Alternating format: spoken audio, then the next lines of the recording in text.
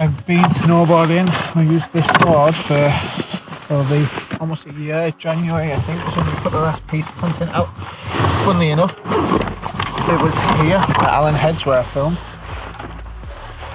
Me and Dan came down for a bit of a strike mission to see what's up, and it's the middle of November. We've had a couple of random days of snow,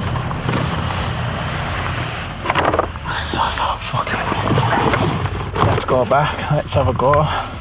So I was driving up thinking there's no snow anywhere, what am I doing? It's about an hour and 20 from my house, this place. So I was thinking, fucked it here, no chance, no snow, what am I gonna do?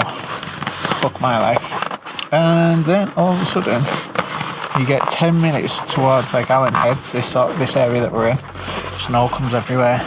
I'm in a black Audi that is not built for the snow. Just left my GoPro, and obviously it's there because I'm filming with it.